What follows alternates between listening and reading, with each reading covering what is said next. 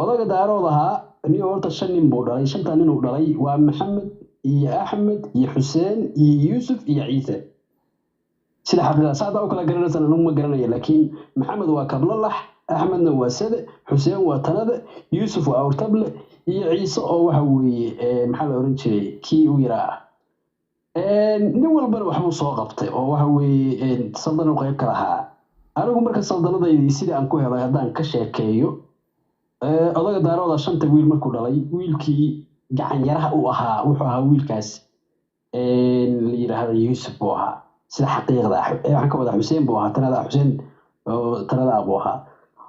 ninkii ugu gacan yarahaas markaas yani la yidhaahdo ninkaas ayaa ugu dhow odaga oo ugu sheeko wanaagsan oo yaa odaga u sheekeeya oo yaa odaga gacan yaro waa oo yaa weesada u shuba wiilkaasu ah xuseena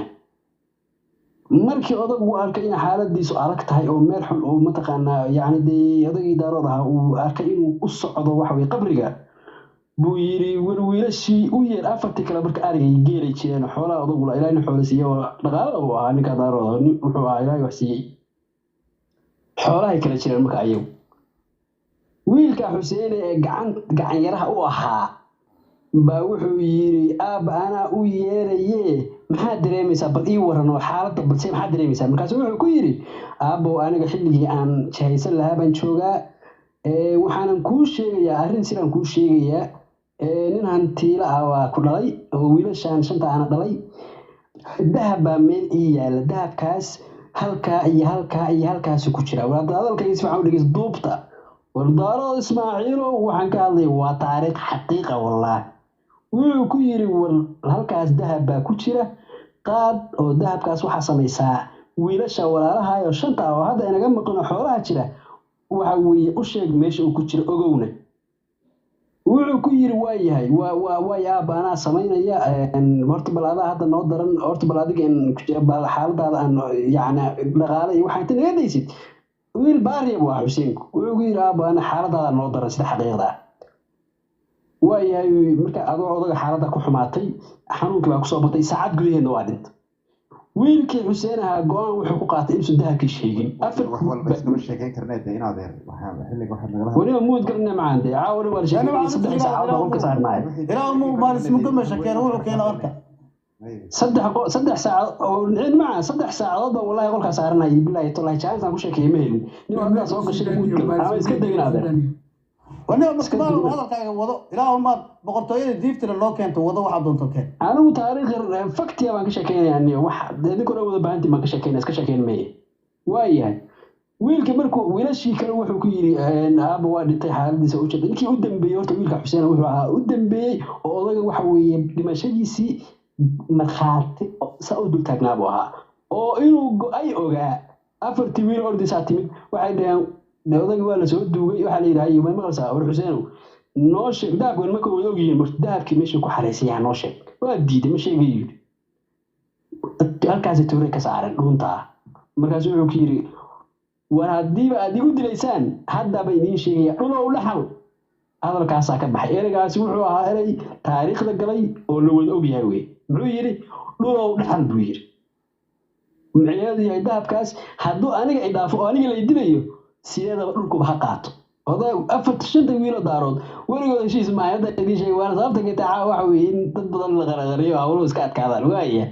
heshiis guud waa la wada ahaa laakiin si baa la isugu adkayn jiray markay arkeen wiilashii in odagii xuseen ahaa oo xaaladiisu adag tahay uusan sheegayn walaalkiin ha dilanina laakiin xoolaha haray iyo geela iyo ariga iyo waxa weeye ilaahay wax fardin waxa yani ishkinka halkaa yaallo oo dhan waxba kuma lahan banaankaas ka maraysaa baa lagu yiri ma kala jecel wiil waa nin dahab haysta uga baahan dahabkiisi uu iska dhuuqay nimankii waxa weeye shantooda geel xooloodii kala qaybsadeen afartii asaguna dahabkaas buu luuq la galay waxaan ku yiri ninkii ugu dhaliyada badnaa buu noqday ugu guursi weynana xoolaha haysta weeye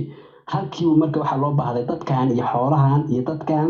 meesha degaa halka ay bari baa la deganaa bari baa horta odaga dhinacaas bari weligiiba deganaa odaga daarooda waxaa go-aan lagu qaatay in dadkan wax maareeya oo shanta wiil dadka sii dhaleen oo ay wiilkaas xuseen ugu dad badan yahay in dadkan wax kala haga iyo mataqaana dawlad baa loo baahan wiilkii xuseen ahaa dadku dhalay oo sii dhalay waa go-aan waxay ku qaateen maadaama ay ku aanti badnaayeen inay ayagu meeshii la wareegaan sidii bayna ku qabsadeen meeshii oo dhan bariyo dhan ku haysteen halkaa taariikhdu markay marayso oo waxa weeye sanado iyo wiilkii ay carrada maamulayeen taariikhda waxaa soo baxday la yiraahdo nin tol waayay tanada sheegay waa xilliga qof bini aadan uusan hadli karin haddii qof toorey lagu qabto lagu yiraahdo waxaan ahay wiil tanada daarooda oo inuu xureer xuseena oo halkaas ka yimid baan ahay banaankaas laga maray cabsi laga qabo boqortooyada darteed halkan kursiga markaan qolka soo galna boqortooyada taariikhdaas inta la eeg leh waa la inkiriyay waxaan diidanahay oo aan ka soo horjeegno taas way marka mid shalay la aasay in taariikhdeed ognahay in tolkeen isku wada raacsanayn in daarood wad ogeyn oo aan cidna yeelayn baan duulinayaa tii nin tol waaye tanada sheegay in la diidi la fatanado oo maanta bari taalo oo asaarada hadda wuxuu fatanada bari bay taala